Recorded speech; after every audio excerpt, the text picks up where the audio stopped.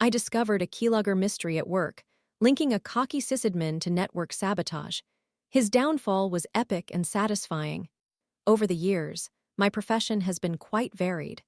I take pleasure in all the tasks associated with being a master electrician and working on instrumentation, but constructing and managing networks has also been a delightful experience. There are numerous beautiful blinking lights to admire. Additionally, the testing and commissioning tools are enjoyable to utilize. There are even lasers involved. One aspect that consistently amuses me is observing the expressions of those who do not know me well when I appear in high-visibility clothing to start working in network cabinets. Here I am, a bit of a disheveled older gentleman, with glue and resin on my work boots, mingling in the IT realm. It is rather amusing and occasionally advantageous.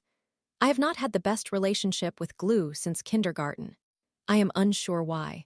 As an apprentice, I somehow managed to get half a bottle of blue conduit glue in my hair, believe it or not. Tom was a junior government system administrator employed at a regional IT department. When the position of IT manager opened up at a government high school with 2,000 students, Tom was encouraged, perhaps manipulated or cozened, to apply. You see, Tom had a rather inflated sense of self-importance. As a person of the highest pretentiousness, in the 4 months since his transfer, Tom had managed to annoy the entire government IT team. You recognize that type of person who feels the need to comment on everything, believes they have all the answers, and thinks they are perpetually the most competent individual in the room, yet in reality, they are merely about 67% proficient, and a tad slothful. That was Tom. The principal was thrilled to receive an application from a government system administrator for the position, prompting a change in the job title from supervisor to manager to entice him. The role came with an office and 2 support staff members. Additionally, it was arranged that Tom would have greater control over the school network than previous supervisors.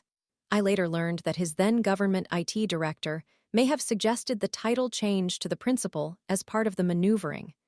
Tom quickly established his own dominion. It did not take long for him to irritate the principal as well, along with the administrative staff and most of the educators. I had been working with government IT for some time prior to Tom's arrival and was familiar with everyone, although I had only gotten to know him on the periphery. He had not yet managed to rub me the wrong way. About a year after Tom's arrival, we had 2 significant projects at the high school. The first was to replace numerous keyed door locks with a brand new, standalone, networked door access system that we would install and maintain. The second was to upgrade existing classroom lighting to energy-efficient LED panels. Both projects were scheduled to take place during a 2-week break between 10-week school terms. I was responsible for overseeing both tasks. During the planning phase of the door access network, Tom insisted that he would be trained on the new door system and would oversee it since it was within his school.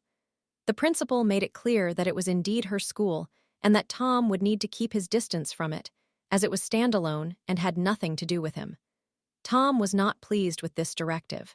On a Tuesday, just over 5 weeks after the door system went live, I received the phone call that initiated this story.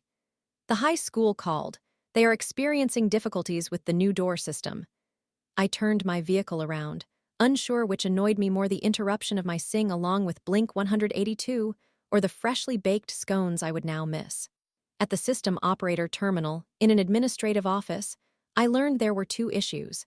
Some teachers could not open certain doors that morning, and other doors that the administrative staff attempted to modify were unresponsive. I suspected these were typical user errors. We were 5 weeks into the 10-week term at this point. They continued explaining that they had discovered the teacher's door access had been altered, removing certain doors.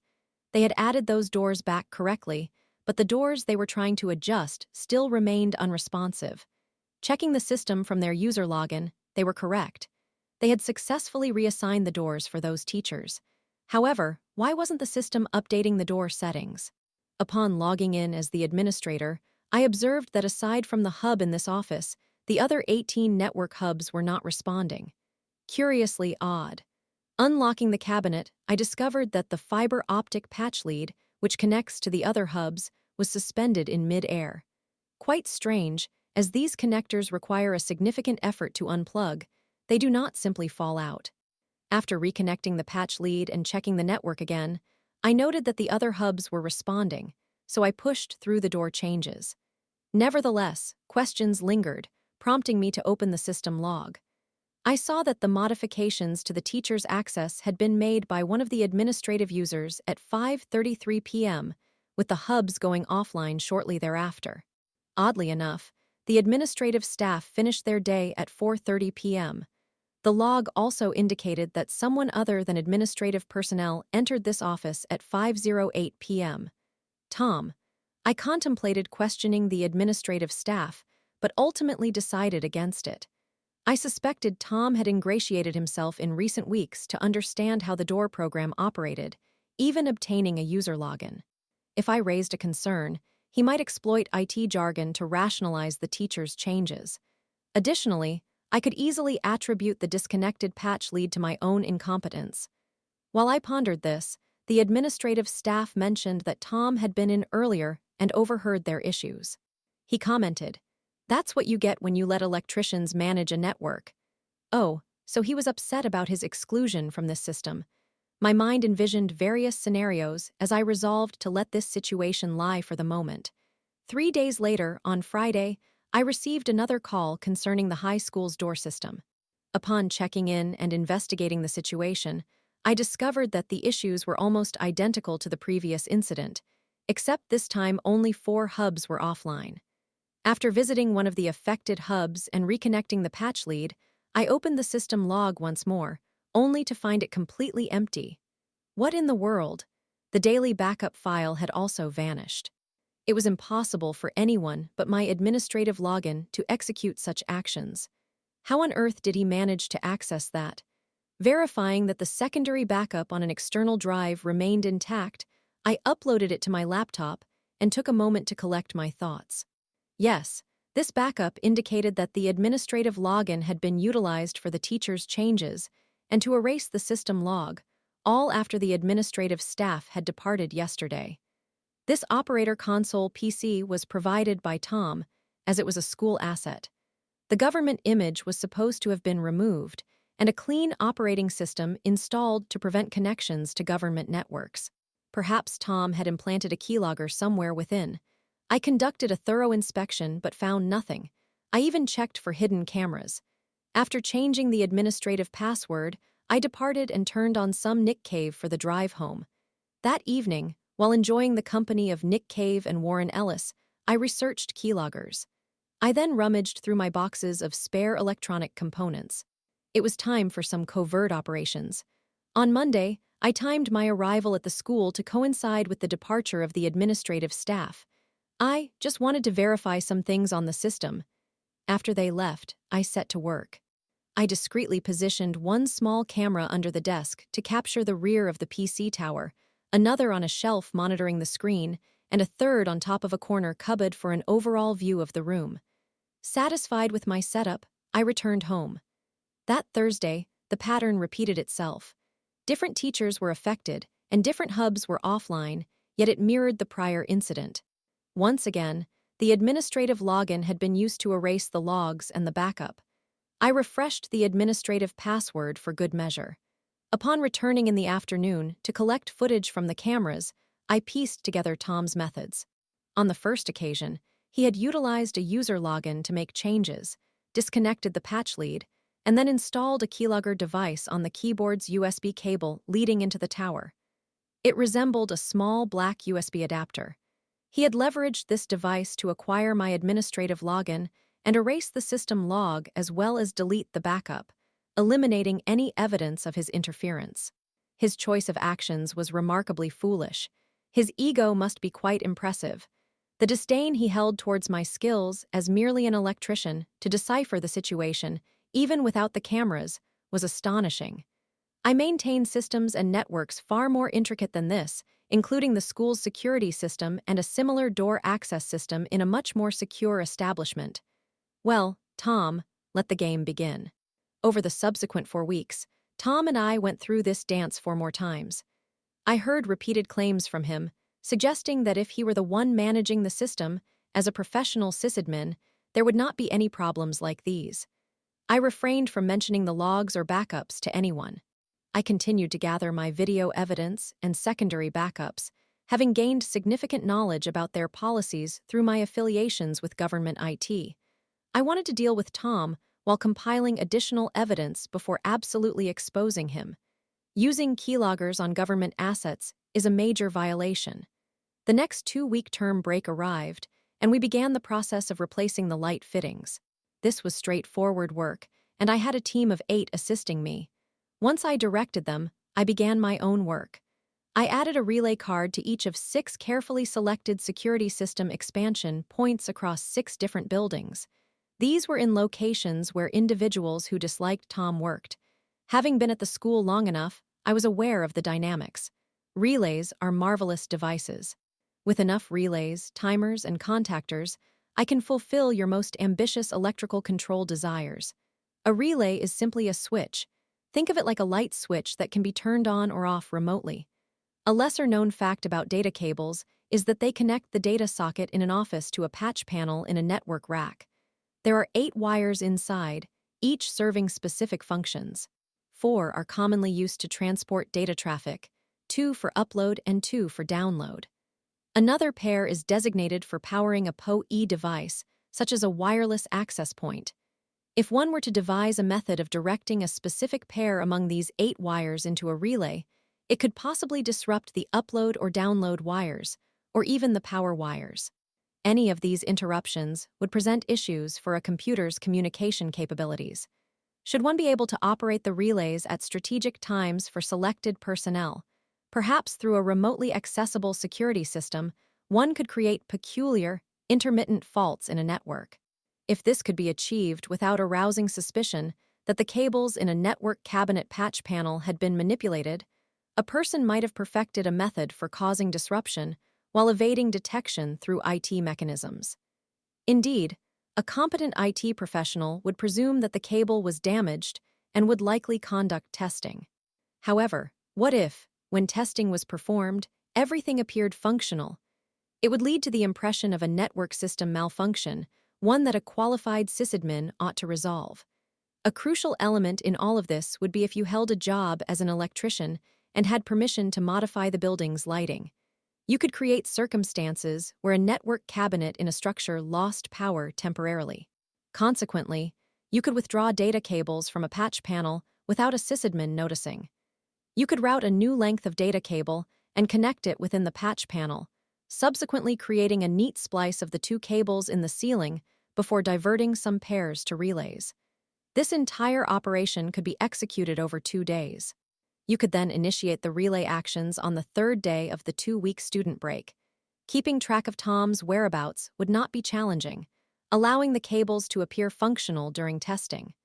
Once the principal became frustrated with Tom for failing to resolve their issues, one could begin disrupting the relay for the administrative manager.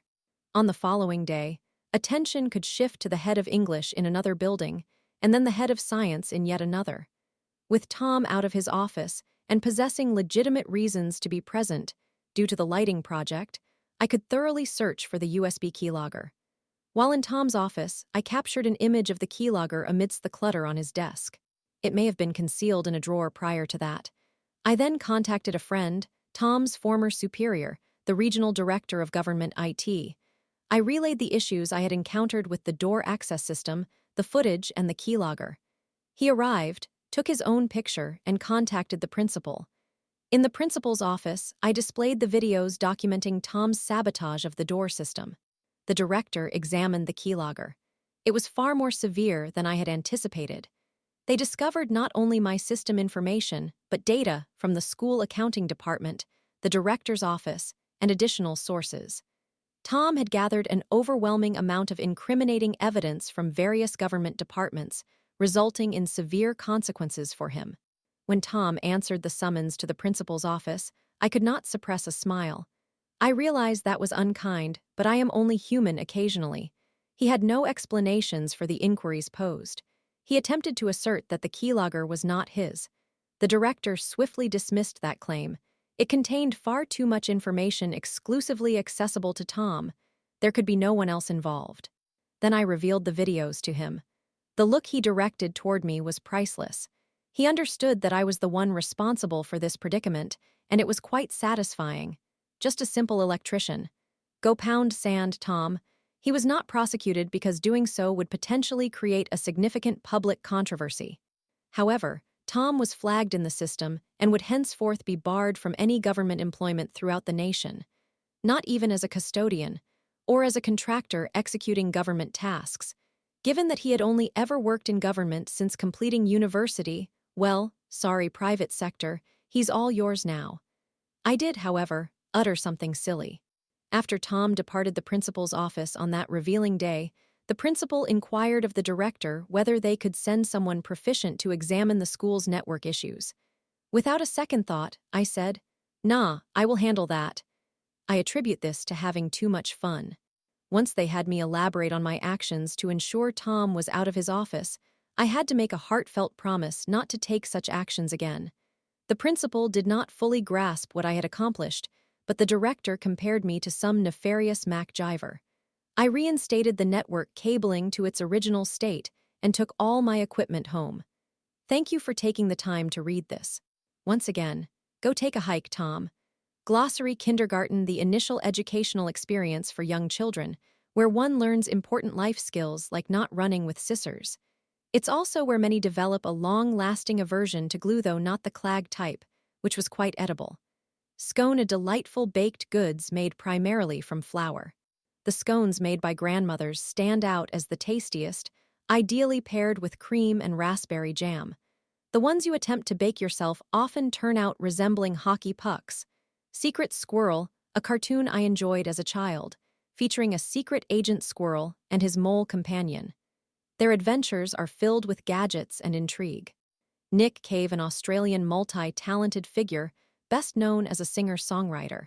His music is perfect for strategizing revenge. Relay logic. Historically, this was the method used to operate elevators prior to the advent of computing technology. Relays perform numerous functions. They are amazing little electromechanical devices that I greatly admire.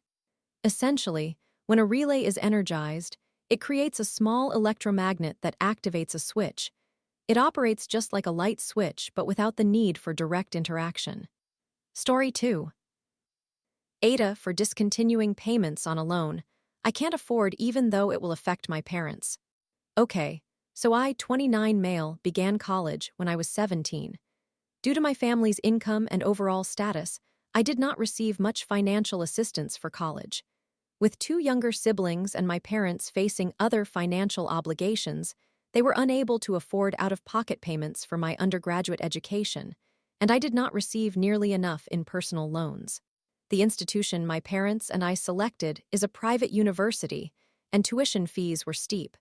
To cover the cost of college, personal loans were taken out in my name, while my parents secured Parent Plus loans in their name. Currently, I work full-time, and my loans are on an income-driven repayment plan.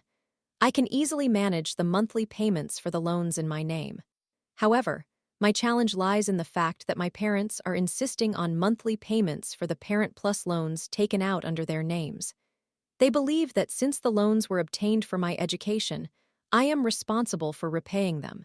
The Parent Plus loans cannot be transferred to me, and the payments consume nearly half of my income each month because the lowest payment option is calculated based on their income, which is considerably higher than mine. I have been making these payments monthly for a year, which has forced me to live paycheck to paycheck, leaving me unable to save for a car or a home.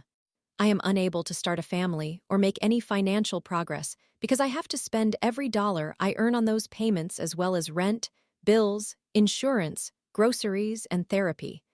The Parent Plus loans are presently in forbearance since October until April. Last week, I informed my parents that I would not resume payments on these loans for several reasons. 1, it is not my loan. 2, we, as Americans, are likely about to face a recession or depression. 3, I cannot make any advancements while continuing these payments. My mother responded that this is not a viable option because their retirement and/or credit will be adversely affected, and that I will owe them the money. Am I wrong for wanting to cease these payments?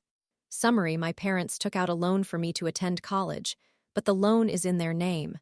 They now expect me to reimburse them, but I cannot afford it. Am I wrong for wanting to discontinue payments so I can live somewhat comfortably? Edit 1. Additional information. There was no clear communication regarding repayment when the loans were secured. My mother handled the financial aspects of my college, and I was very passive in the process, unaware any loans were secured in their name until payments became due.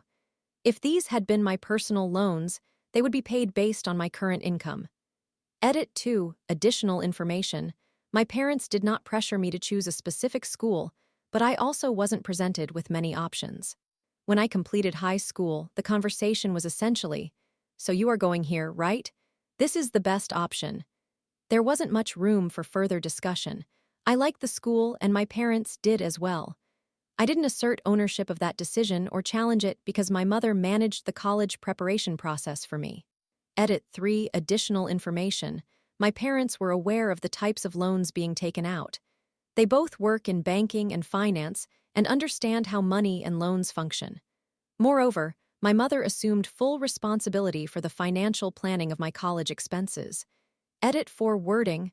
I have not yet ceased the payments. I revised my wording to indicate that I wish to stop making them.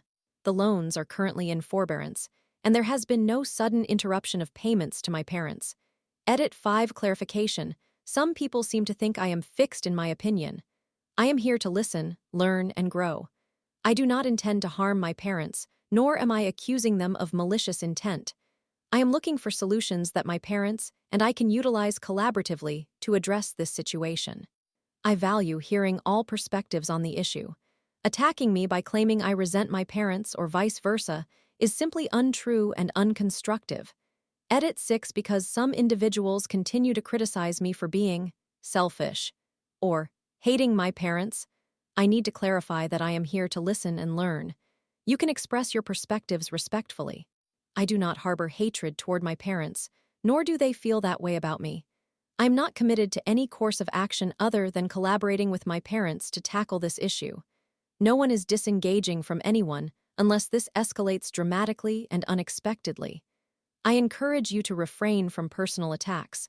I can be mistaken about something without being vilified. If I am wrong, please point it out and explain why without resorting to insults. Final edit. I am leaning toward considering everyone at fault, including myself. I appreciate everyone who has been kind and provided insight, advice, support, and reassurance. My mother and I are working towards creating a plan so that neither I nor my parents will face detrimental consequences. I am grateful for those who kindly and respectfully disagreed with me. This issue is no longer framed as me against my parents. It is now us against the problem. Thank you to everyone, except those who believe I should resent my parents or vice versa.